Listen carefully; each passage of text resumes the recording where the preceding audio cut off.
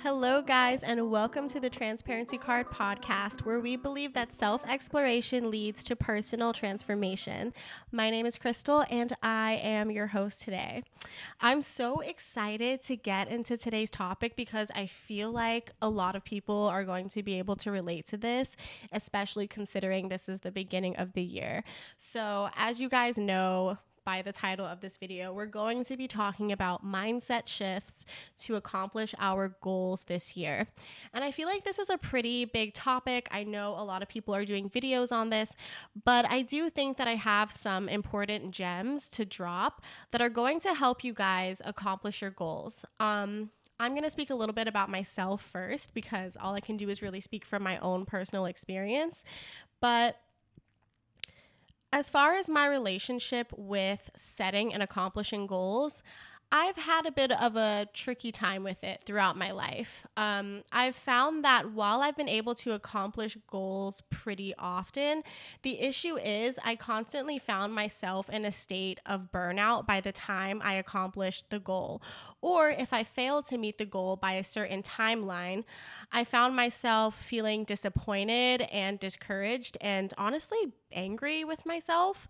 And so even though sometimes I would accomplish goals, I didn't feel that sense of pride that I expected to because I think I went about accomplishing it the wrong way. So, for example, say I had a weight loss goal or I was supposed to stick to a certain type of diet, or maybe, actually, let's not talk about body. Say I wanted to grow my YouTube channel to 100 subscribers and I didn't meet that goal within the 3-month mark that I set for myself. I would beat myself up about that for, oh my gosh, months later. Or if I did accomplish the goal, I would be so exhausted by the time that I accomplished that goal that the idea of setting another one seemed nearly impossible, or I didn't really feel motivated to do it because of how much went into achieving that one goal. And it's not to say that I don't think accomplishing our goals requires hard work and discipline. It definitely does. But I think that we have this tendency to make accomplishing our goals seem so rigid. Like, I think a lot of us, when we are setting goals, we aren't realistic about the timelines that we set, and we aren't realistic about how much time is actually going to go into accomplishing those goals and what it's going to take, what lifestyle changes, what habits we're going to have to create or break in order to get there, the people that we're going to need to become in order to achieve the type of success that we want. And so I think this year, and honestly beginning maybe towards the last few months of last year, I came to this realization that old system of just forcing myself to do things in order to accomplish a goal, even if I accomplished it, it wasn't sustainable. So, in today's episode, I want to talk about what creating and achieving sustainable goals actually looks like and what steps we can take to get there. So, if you guys are interested in learning more about this topic or hearing my experience with it, definitely keep watching. I do want to note, for those of you who are listening to the audio version of this, I do have a visual podcast. So please go on YouTube, check it out. I have it linked down below. If you guys are interested in topics like this and want to hear more like self-improvement, self-development topics, or anything your heart desires, go ahead and drop a comment, drop a review, and we'll go ahead, look through those, and shout you guys out if we do choose the topic that you want us to talk about. But most importantly, I want to hear your insights on this. I want you guys to drop any comments about what your own experience has been and anything that you think would be helpful for another person that is going through this process of being more intentional when it comes to goal setting and accomplishing those things. Okay, let's get into the episode. Okay, so first thing to note, if you see me looking down, I have my notes available here because I have so many thoughts on this. So first, I want to start out with what our general process is when it comes to setting and accomplishing our goals. So I think, especially if you live in the West, a lot of us are overachievers. I think this is in part due to the fact that we live in a capitalist society. And because of that, we value work probably more than non-Western countries. And that's not to say that people that don't live in Western countries don't work equally as hard. But I think that in other countries, there tends to be more of a work-life balance because I think in other countries, other areas of their lives take precedence over work. So, for example, their family life or their religious lives or, their community life is more important to them and more fulfilling to them than work. Whereas in America, it's kind of the opposite. I mean, if you think about it, when you first meet someone, the first thing we ask each other in order to, I guess, kind of connect is, what do you do for work? Or where do you work? Or what do you do in your free time? And even then, sometimes people just talk about what their job is and what they do. They may even say, I don't have any free time. All I do is work. So, because of our kind of rampant work culture and the way that it infiltrates our lives so much, I think that that also influences the way that we go about setting personal goals for ourselves. So, us being high achievers is not a negative thing, and I want to start there. Being a high achiever means that you have high standards for yourself. It means that you believe in your potential to become a better person or a better version of yourself. It means that you believe that you're able to create the life that you want and to be successful, whatever that means for you. And I think that's amazing. And I too would consider myself to be an overachiever. However, I think that the process that we have when it comes to achieving those big goals that we tend to set as overachievers is prone to fallacy. And I say that because a lot of times we will take, like I mentioned earlier, what we learn at work and apply it to our personal lives and vice versa. So at work, for example, we set quarterly goals. If you're working in a, corporate kind of space, that's all I can really speak to because that's primarily where I've worked. I've also worked in retail, but we also had quarterly goals there too. So I feel like in most companies, that's what they set. But a lot of times we'll say, okay, by this month, by the end of this quarter, or by the end of this year, I should have this, this, and this accomplished. And so when we're writing our ins and outs list for the end of the year, going into the new year, we tend to say, okay, by this month or by December of next year, I want all of these things accomplished. And we set those goals and we make a wish and we put it under our pillow, we go to bed and we just think we're going to wake up and be new people.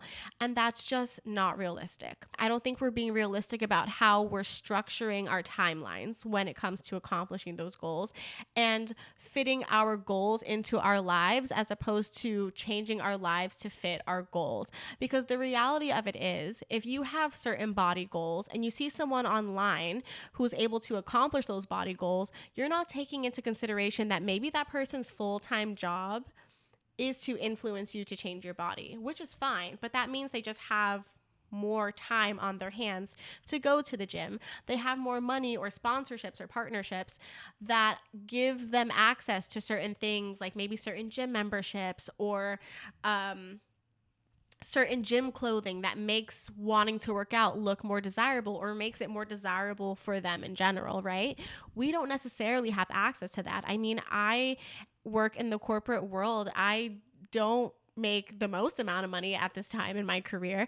And so, I mean, spending like $100 on two workout outfits, I don't know how realistic that is for me right now. Maybe when there's a sale for sure, but on the regular day to day, probably not. I'll probably be wearing like the same two workout sets that I have in my closet and my non Lululemon leggings. Like I go to the ABC store. If you're from New York, you know, but yeah, I go to the ABC store and I get my little $10 leggings and I'm wearing those for the year. So I just think that we have to also be realistic about what our lifestyles are.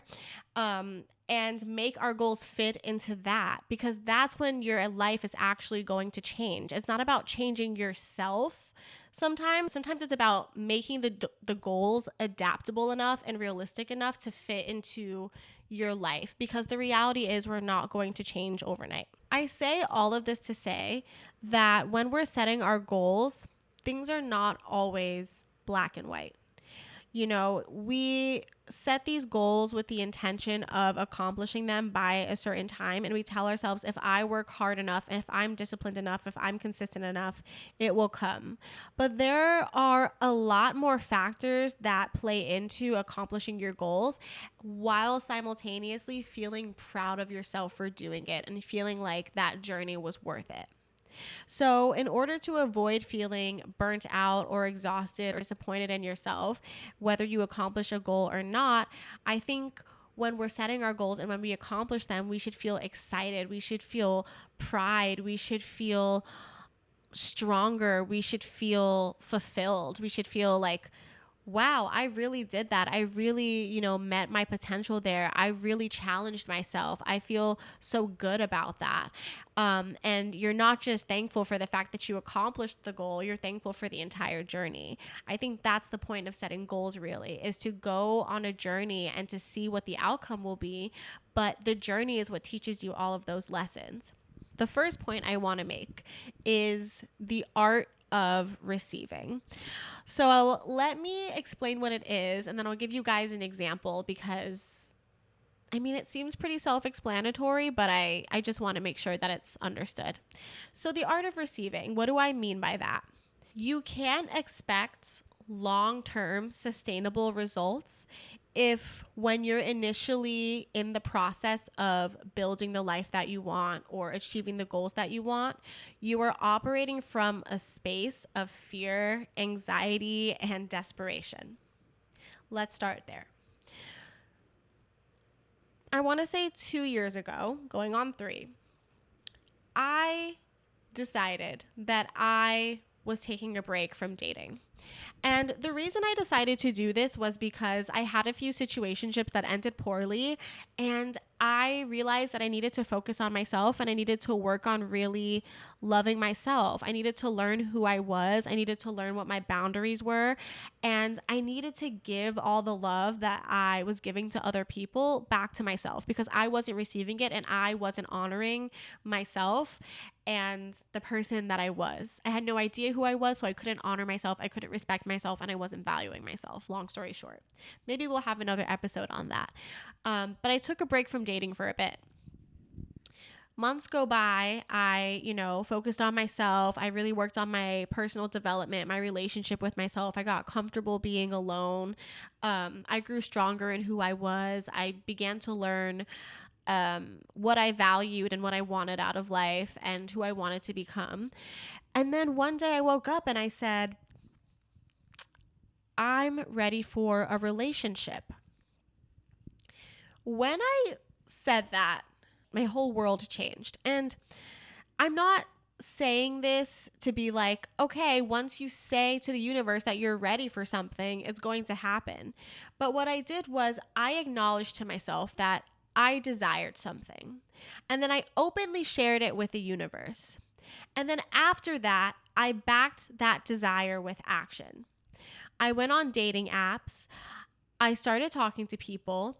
And even though in the back of my head, I knew, okay, the next relationship that I get into, I want it to be intentional. I want it to be with someone who wants a long-term relationship the same way that I do. I'm not just looking for a romantic fling. I'm looking for a life partner. And I know those are big kind of expectations to set, right? But that's what I wanted. I was like, I'm done with the superficial. I don't want anything that is just going to last a season. I don't want someone that's uncertain about me. I want someone who knows they want me the way that I want them.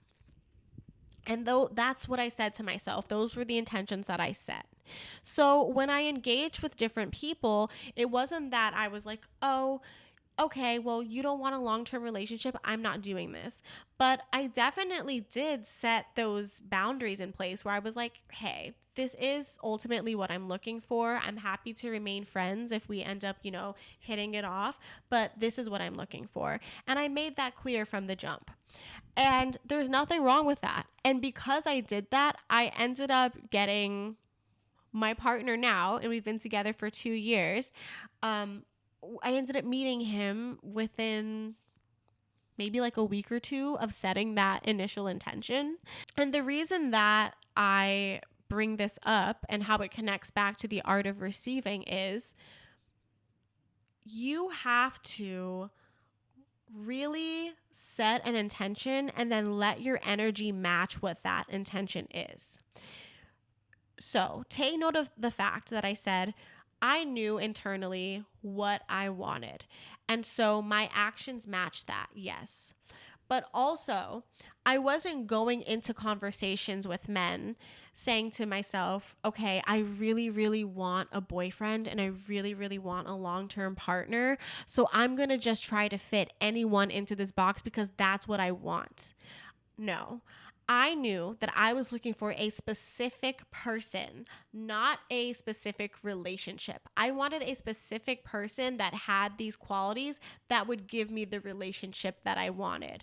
And so I was very mindful. I was very careful. I vetted all of the men that I spoke to. I paid attention to how they talked to me. I paid attention to how often they responded, whether they were quick to ask me on a date or wanted to meet me in person within the first couple of messages, or if they, would respond every other day.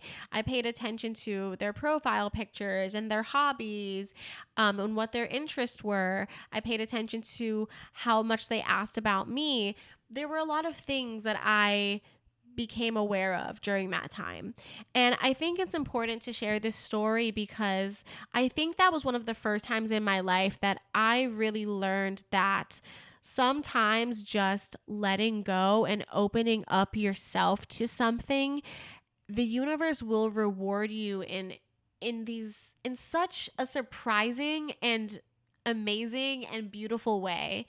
And so that's why I say when you really want something, if you have a goal, you have to set an intention and then let your energy match that. You have to be open and ready for it. If you are going after something, right? Because obviously after intention comes action. You don't want to come from a place of fear. You don't want to come from a place of desperation. That's what I had done in the past. Whenever I met a man that gave me even the tiniest inkling of attention or made me feel seen in some way, I romanticized him to the point of thinking he was my soulmate. It was because I wanted this type of relationship, but I wasn't being selective and discerning when it came to the type of person that I needed to be or the type of person that I needed to attract in order to create that relationship. So when I was acting out of fear and when I was acting out of desperation, I attracted people who didn't value me, who didn't treat me right. And that's what happens when we set goals. You think to yourself, I want to accomplish this, and I'm going to accomplish this by doing this, this, and this. And I want it to happen within this time frame. Because you're so focused on the time frame, sometimes you lose sight of the goal and what you really want out of the goal, and then you begin to settle. And that's the thing. When your energy is open and you're ready to receive, you still have to be discerning. That doesn't mean that you're going to let everybody in. You have to kind of show the universe or God, hey, no, I'm serious about what I want. You can't just take the first thing that comes your way. But you also have to have your energy open enough to be like, I'm willing to try this. I'm willing to explore this. And also knowing what your boundaries are as well. So the art of receiving is the first step in really attracting the type of energy that you want, attracting the type of people and opportunities that you want. I did write something down that I think is going to help you guys. So I wrote, embracing the energy of receiving means you give yourself permission to let go of expectation while simultaneously working towards something you want. It is the equivalent of living in the present and understanding that what will be, and the most that you can do is try. So you're setting an intention. Why did I say it like that? Sorry. You're setting an intention. You are following that intention with action, but that action is based in intention. That action is based in openness, this energy of being willing to explore new things. That energy is not based in fear because you're desperate for that thing that you want. No, you know you're good without it. But this is something that you just simply desire because you think it will be more fulfilling for your life in some way, or it's going to add some sort of impact in your life in some way. You're not obsessed with a timeline.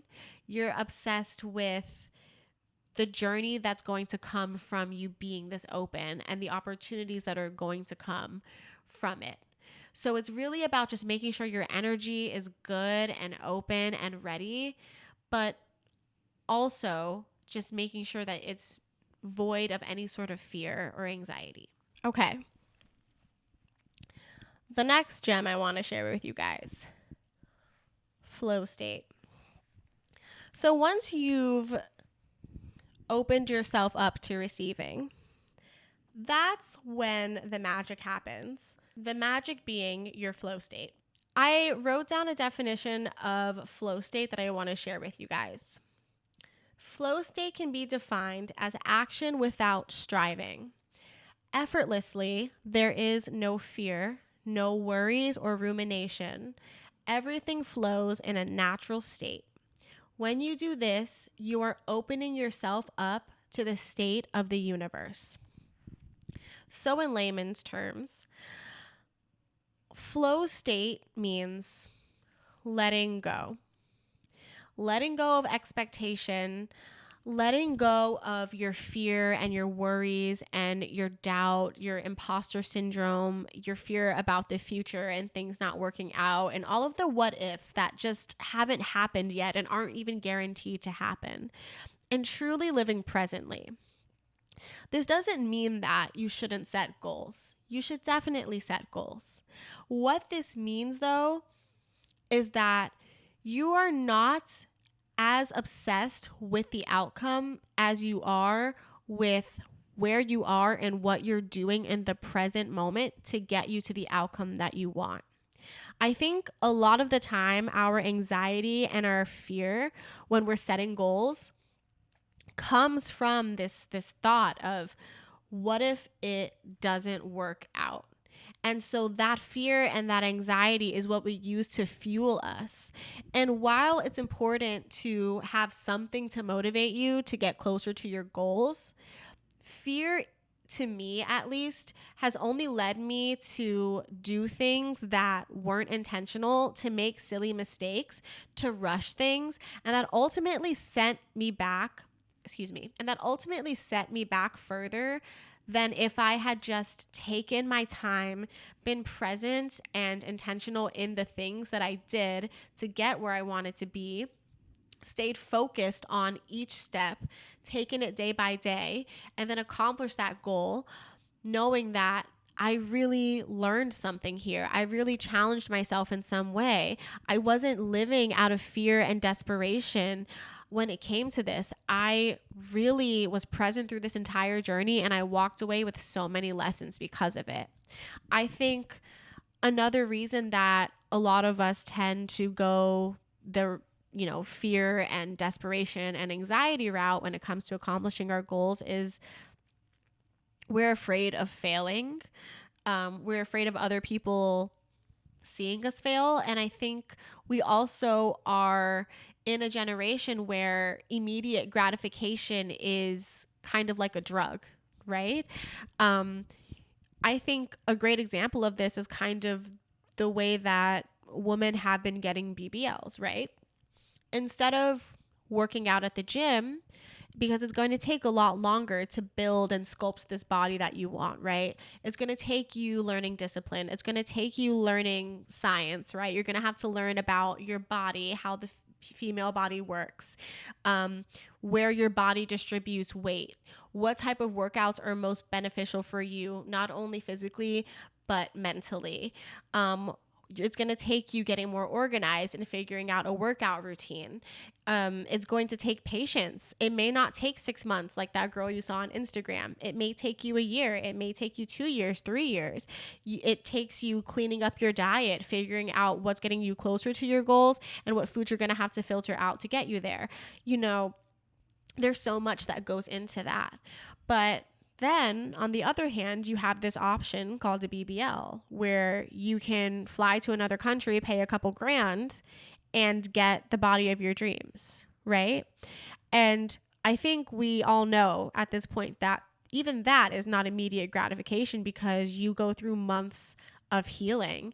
That surgery is incredibly invasive and dangerous, yet it's faster than having to put in the work and the time and building the patience and the diligence to carve your body. And by carve your body, I mean just work out and build your body yourself without having to do any of these dangerous things that could cost you your life, right? But we choose the easy way out. So I say this to say, give yourself some time. I think we're so obsessed with what the future is going to be like, and we have to take advantage of the current moment. Yes, take advantage of the current moment, but don't overwhelm yourself with fear. Don't let that be your driving force, because fear is going to run out. Fear will lead you down a completely different path. It truly will. It will lead you somewhere dark. It will lead you to choices, to people, to mistakes. It will lead you somewhere that you didn't even think you would end up. And I mean that in the most negative way. Whereas if you are guided by faith, you believe that, okay, as long as I work hard, and as long as I take my time with this and I focus on this and I sharpen my skill set and I learn as much about this as I possibly can, once you understand that, that is when the real growth happens. Because a lot of times when we go on these journeys, I think we're just focused on the outcome. We don't think about the fact that throughout this journey, we're going to come across roadblocks and obstacles that are going to challenge us, but in the end are going to make us a lot smarter. They're going to make us stronger and more self-sufficient, and it's going to build our confidence. But when you just jump to whatever seems like it's going to work faster, whatever seems more efficient because you're operating out of fear and self-doubt, that's when you really fail, because you missed out on the lesson, because you didn't give yourself the benefit of the doubt. You didn't believe in yourself enough to try. So, circling back to just like a flow state, flow is finding a balance between action and non-action, okay? Set your goals, set expectations for yourself, and while you are working towards your goals, be present in that moment. Don't think about tomorrow. Don't think about next week. Don't think about next year. Think about today. Think about what you're doing in this moment and understand that there is impact here. For example, I have this podcast. I love it. I'm excited for it. Who knows where it's going to go? Do I have goals for it? Absolutely. I want a certain subscriber count. I want people around the US to hear this podcast. I have big goals for this podcast. I definitely do. And I have to make sure that my content is good. That means I have to take time to put together an episode that I think people are going to want to listen to. That means I have to be intentional with the types of conversations that I have, the type of guests that I have on the show. That means I have to make sure that my camera quality is good and that my background looks nice all the time and that I'm filming during the day so you get the best lighting. There's so many little things that goes into making something beautiful and exceptional. And I think if we just gave ourselves more time, we could do that. We could create something so much bigger than we are even giving ourselves credit for. So take action, but be present, because in the present moment that's where you're going to find the gems. That's when you're going to get all of the lessons that you need from this experience and from this journey. And when you're in the present moment, you're not thinking about yesterday, you're not thinking about tomorrow, you're not ruminating. you are actually in your flow state. You are tapped in with the frequency of the universe and you are creating, and it is beautiful. And that is what you should be striving for, because when you're in your flow state, it's just like things come to you, and it's like you become a magnet for opportunity. So that's why I say, when you're on this journey to accomplishing whatever goal you have, just try your best to practice getting into a flow state. So how can we get into flow state? So earlier in the podcast, I did talk about Western civilization and our relationship with work, right? I think a lot of times when it comes to work, we find ourselves burnt out because we don't set boundaries and we don't recognize our own limitations. And even if we do recognize our limitations, we try to surpass them because we think that the more that we do, the more of an outcome we're going to have, like the bigger the outcome, basically. However, Taoists, which are the people who kind of came up with this idea of flow state, say that results do not equal the amount of energy we spend. Results are the consequences of a series of actions. So have you ever heard a really successful person say, I don't spend all day every day on my business? To me, that's success, one, because that means that you understand that in an 8-hour, 12-hour workday, you're not always going to be focused. It's going to be really hard to sit at your computer for 12 hours and be completely focused. It's just not realistic. It's not how the human mind works. Could you train yourself to be that way? Probably. The average person is not going to do that. Let's be real. What's most important is not how much you're doing in a day. What's most important is that you're doing something, that you're fine-tuning something every day. So for example, if you have the goal of learning how to, create your own music, right? Give yourself 15 minutes a day. Give yourself 30 minutes a day to just focus on that one thing. It's going to get you so much further than if you dedicate 4 hours on your Saturday to working on it, when you know good and well that you're more excited about your plans that you have later on. So you're spending those first 2 hours kind of procrastinating, scrolling through Instagram, watching YouTube, and then you have 1 hour to really focus on what it is you want to do, and you don't get any of that work done because you were so busy procrastinating that now you're rushing, and now you just kind of missed out on the opportunity to enter your flow state because you can't focus now, because now you're thinking about, okay, I have to leave in the next hour. So I think we have to recognize that consistency is more important than how much you're doing in a certain amount of time, okay? Another way to get into your flow state is recognizing the balance between work, rest, and play. We have to find the balance there, okay? Here's why. Work is what's going to get you closer to your goal, right? It's the tangible energy that you're putting into achieving your goal, right? But play is what gets you excited, right? Play is what inspires you, because you go out into life and say you're in a creative rut because all you've been doing is working. Now you're having a hard time coming up with ideas. You go out and you hang out with your friends. You go to a museum, or you just meet someone, or you overhear a conversation at a restaurant that inspires a conversation. And say you have a podcast and you've been struggling to come up with content. You hear this awesome conversation and you think to yourself, wow, I'd love to have this person on my show, or wow, that's a really good topic. I actually have some ideas about that. Life inspires art, so play.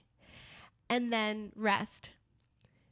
I mean, I feel like this is self-explanatory, but your brain needs a rest. You are not a machine. You are a human being, and you're not only designed to work. And the more that you rest, the more efficient you'll be in your work. The easier it will be to drop into flow state. The easier it will be to concentrate and to focus. Rest is your superpower. Do not neglect your rest. Okay. Another tip for dropping into flow state is to follow the path of least resistance. So what I mean by that is accept that sometimes it's okay to do nothing, right? And we shouldn't waste our energy on things that we cannot control. So, for example, say for my podcast right now, my computer shut down and I'm having a hard time getting it back up. Maybe today is just not the day. That doesn't mean that when you come across an obstacle that you just give up, but it does mean that maybe the universe is trying to tell you something. Maybe it means that, okay, you've tried to film 3 times today, but there are just so many things happening. You have the subway going in the background. Your computer keeps shutting down. You keep running out of storage on your camera, whatever it is. At some point, you'll have to realize, okay, maybe this isn't the ideal situation for me right now. Maybe I need to take a step back because right now you're frustrated. So even if everything does turn on and everything does start to work, it's going to be a lot harder for you to get into flow state because you're already pissed off. Like I would be. Like I'd be like, F this. Oh, now you want to work? I'm going to bed. And that's okay. Life will just life sometimes. That's the reality of it. And a lot of times it's for a reason. For example, I want to say about a week ago, my best friend came over. We filmed 2 podcast episodes. Literally, it did not pick up anything that I said. You could only hear her and her responses, but my audio platform, I did not set the settings correctly, and so you couldn't hear anything that I said. Like my recording was just non-existent. Okay? The camera died halfway through the 2nd episode. I told her, it's fine. At least we have the audio. This one will just be an audio one and the other one will be a visual audio. I don't have audio for either episode, like full audio at least. It's just her talking and saying mm-hmm and responding, okay? So it doesn't sound like a conversation that I could post. Obviously, I was pissed off. I felt really discouraged by that. I felt like an idiot. I did have a bit of a breakdown because I'm like, I'm trying so hard. Like I'm rushing to put all this stuff together. And then my partner's like, dude, you didn't set yourself up for success here. This is your first time doing this. This is your first time taking this seriously. And you didn't set your systems up. And that's okay because you're new to this. You thought, okay, all I have to do is turn on a camera, plug these mics in, and let's go. But no, you have to set up a system that's going to set you up for success. You have to test things. You have to fine tune things. You're still finding your rhythm. You're still finding your flow. You have to figure out what audio platforms are going to work the best. You have to test all of your equipment. There are so many little things that go into this. And that made me realize he's right. If I really want this to be successful, I have to take my time with it. I have to be intentional with every little thing that I do here. I have to think about the potential outcome, right? So it's a good thing that those episodes weren't recorded or that I can't post the footage because you know what? Maybe that was God telling me, hey, you need to make sure you have all your stuff, set and aligned. You have to make sure that you have your systems in place because the blessings I'm about to bring to you is going to be crazy, beyond your wildest dreams. And you don't want to have, say, like a celebrity up in your podcast studio and your equipment isn't working. This person just flew from Miami to come sit and talk to you on your couch and your mics aren't working? No. We need to make sure we pay attention to that sort of stuff. Also, maybe the content that we were going to put out, maybe that's not the type of direction we should be going in. Maybe those aren't the things we should be sharing with an audience. Maybe it wasn't as valuable as we thought it was in the moment. Maybe it was more for our entertainment than it was for, an audience. So there could be a lot of reasons why that didn't work out, but I'm glad that it didn't because now I'm here. I have my podcast studio set up. I have all my posters up, ready to go. I understand my audio platform. I understand what my camera can and cannot take. I understand how loud I should be speaking into this microphone. I have my script here and ready to go. I have my outline of what I want to say, and everything is just flowing. I'm not worried about my camera dying. I'm not worried that I'm not recording myself because I know that I am, because I set up my system. So be okay with things not always working out. That is just a part of the process. Okay. So that was my little section on flow state. And now I'm going to leave you with one last gem because I do have to go meet a friend after this, which is going to be fun. Okay, camera, relax. So the final gem I'm going to leave you guys with is prioritizing desire. Okay. So I know I did talk a little bit about making sure that when we are setting our goals, we are setting them out of this feeling of openness and this energy of I'm ready to receive this, as opposed to an energy of desperation or fear, right? So the reason I am talking about prioritizing desire when it comes to setting your goals and accomplishing your goals is because I think a lot of times our goals are influenced by other people and what we see online and what we see in our day to day. I think it's always important to check in with yourself and ask yourself why you want the things that you want. Because sometimes, most of the time, the things that we want and desire aren't necessarily what we need and aren't the most important things in our lives. So that's one. I also think desire is a huge motivator. It truly is. There will be some times at work where I'm like, I am just not motivated to engage. I'm not motivated to do this project today, right? But then say I get an opportunity to go on someone's podcast, or I have my best friend coming over to film something. Suddenly I have all the motivation in the world. Suddenly I have all the energy and the chutzpah in the world. So clearly I'm desiring to do this. Clearly this is something that I want. And so I feel like while consistency and discipline is definitely important and it's going to really get you to that next level, I also think that using desire as motivation isn't a bad thing. And I think it can be really helpful because it can show you that you're on the right path. I think when we desire something, it shows, okay, this is something that is really important to me. And now I'm going to follow it with action because my desire is more important than my fear of failure. My desire is more important than my fear of not getting this. And I think it's a great way to get yourself to do the things that in the moment feel like crap, but are going to get you closer to where you want to be.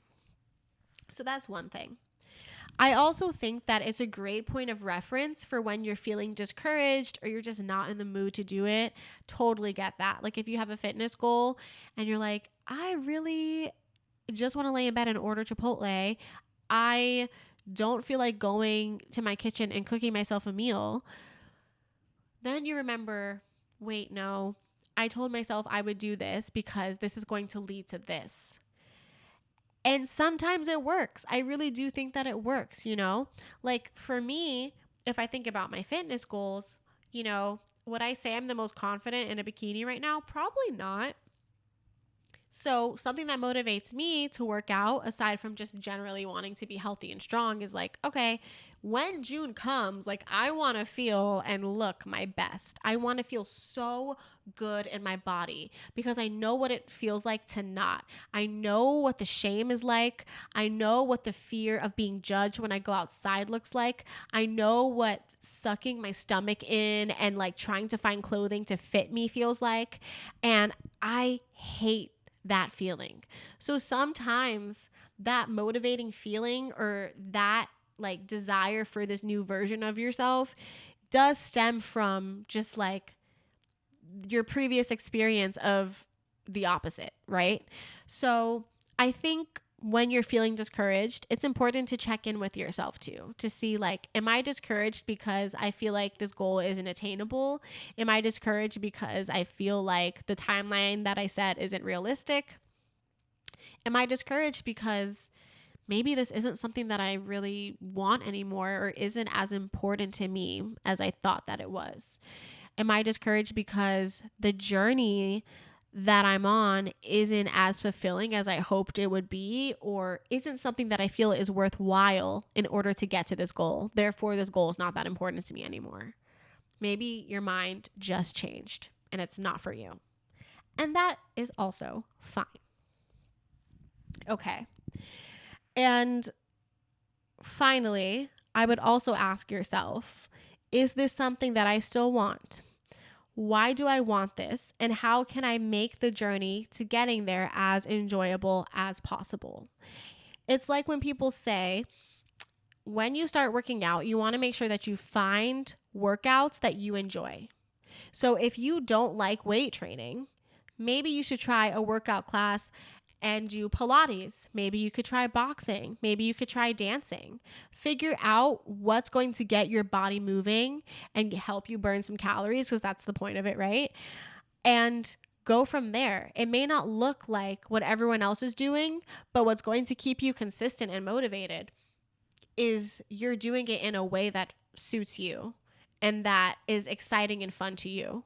You know, I have body goals, but there are some exercises I won't do because I know I just don't like it and it's boring and I don't enjoy it. So I won't be consistent. I'm not going to put myself through that and then fall off and then be mad at myself. I'm not going to do that to myself.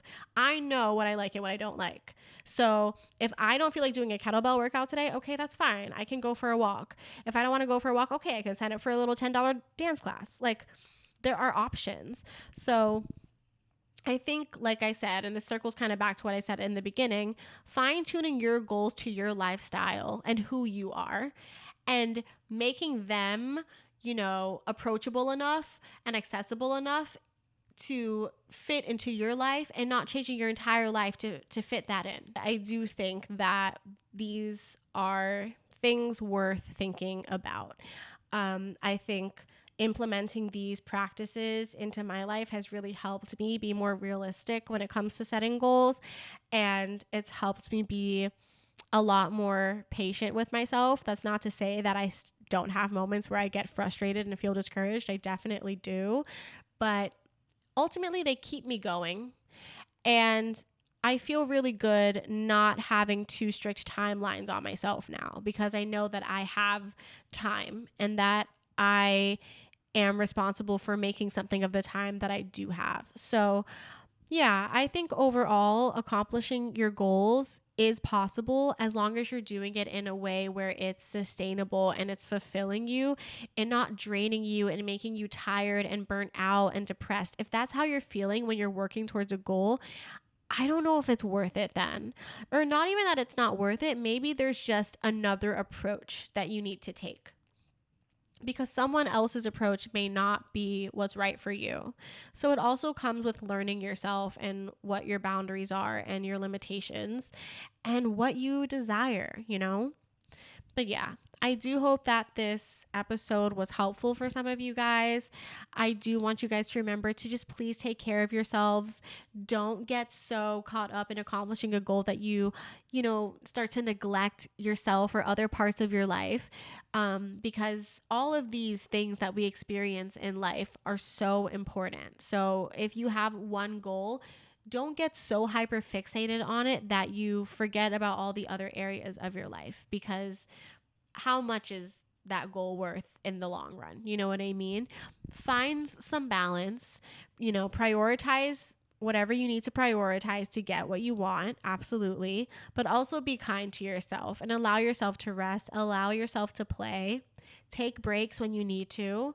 Don't force things, let things flow, and try your best. That's the best advice I can give. So yeah, please take care of yourself. Please be kind to yourself. Please don't set such strict timelines on yourself.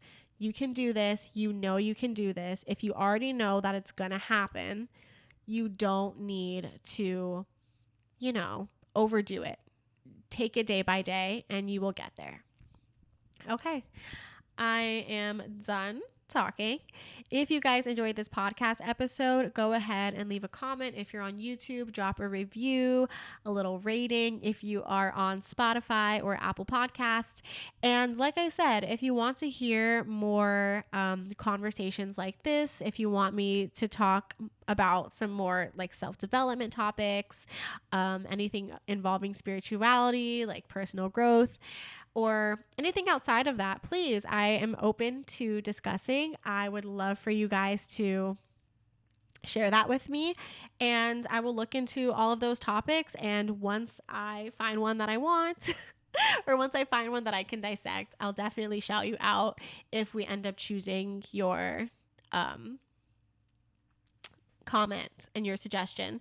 Also, if you have more to add on here or this episode made you think, please leave a comment, share with people, and also give your own advice. I'd love to see that in the comments, people just giving each other advice. And I really want to get into a habit of just kind of like promoting this like community, because I really do want that. I want us to build a community where we can be open and vulnerable and talk about ways that we can grow into better people. So yeah, if that is your vibe, then go ahead and leave a comment.